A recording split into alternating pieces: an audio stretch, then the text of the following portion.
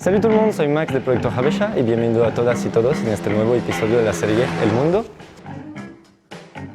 desde casa.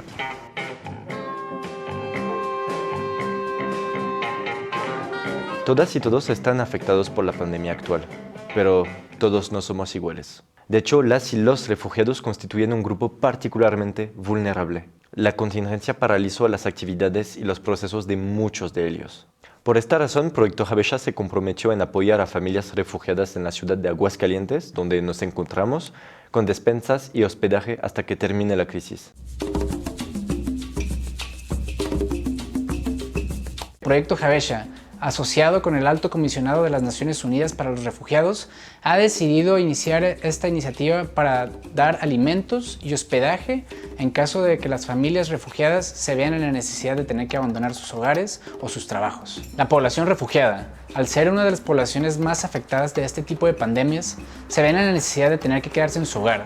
Al momento de quedarse en su hogar, pierden acceso a sus trabajos y al momento de perder acceso al trabajo, pierden sus ingresos.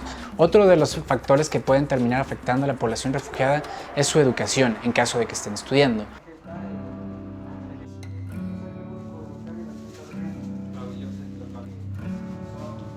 ACNUR y también Javecha seguimos trabajando para responder a las personas de interés. Javecha es un gran aliado estratégico en Aguascalientes y unimos esfuerzos precisamente para brindar respuesta humanitaria. Esta iniciativa busca ayudar hasta 30 individuos en Aguascalientes. Adicionalmente, buscamos apoyar por el tiempo que dure la pandemia. Inicialmente estaremos trabajando de mayo a agosto, pero si se alarga la pandemia, Proyecto Javecha seguirá trabajando hasta que las necesidades de la población refugiada se vean cubiertas.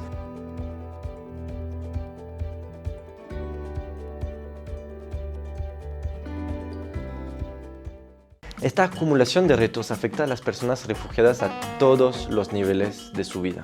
En particular, su salud mental, un concepto que se escucha bastante esos días. Pero, concretamente, ¿en qué consiste? La salud mental es uno de los ejes que la OMS marca como necesarios para una salud óptima. En el tema de los refugiados, el daño es aún mayor dado que existe un precedente de problemas sociales preexistentes. Entonces, aquí Aguascalientes afortunadamente es un gran espacio para atender a la población refugiada.